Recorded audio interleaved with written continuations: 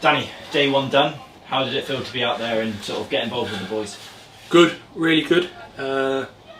Met them after the game, come down at half time as well on Saturday. Really pleased with the second half reaction.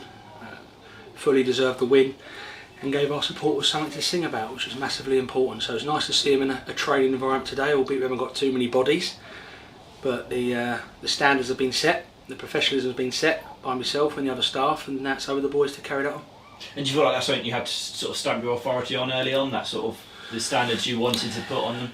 I think I would have stamped them regardless if they needed it or not, you know. I think the fort's been held really well by Rich and Chris.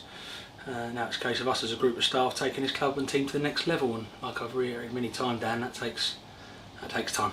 That takes time, but what I've seen today, you've certainly got a core of a team that want to push this club in the right direction.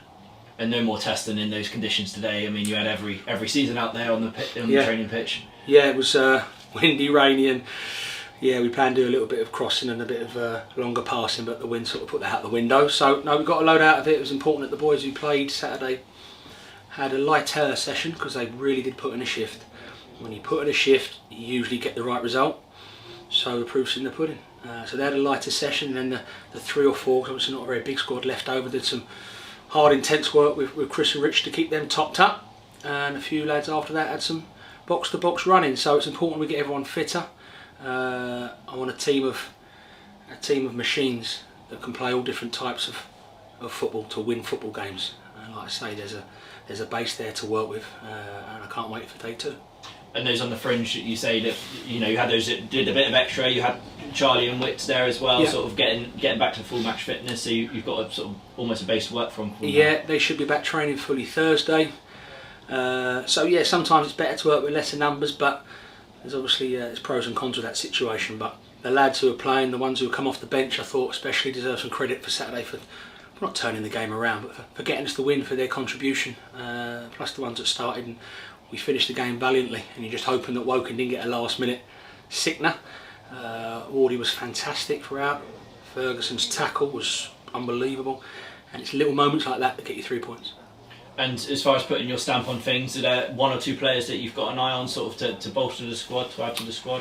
Yeah, talking to a few people today and tomorrow in terms of managers and representatives of other football clubs to see what we can do. Sometimes you just do it to help the lads out and freshen up the dressing room, and it gives them a lift. But if you keep all 11, 12, 13, 14 fit for the whole season, you're alright, but we all know football doesn't work like that. It bites you in the bum when you least expect it, and while everyone's playing well from Saturday and training well, sometimes the injuries and things come when you least expect them. So we've got to make sure we do bolster the squad at some point whilst keeping the core of the group happy and motivated, because there's some good players there.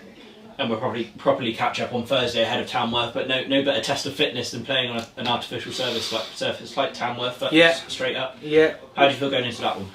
We'll be training on it Thursday, maybe Friday as well. It's not great for your joints and your back, so definitely train on it Thursday. As we well know, Tamworth have got some threats. They've worked very well on a part-time model, and we'll go there probably as favourites. So we need to make sure as a club, a big National League club, we start turning up at these places. You're not always going to get the win, but we perform. Thanks, Annie. We'll catch up on Thursday. Thanks, Dan. Thank you.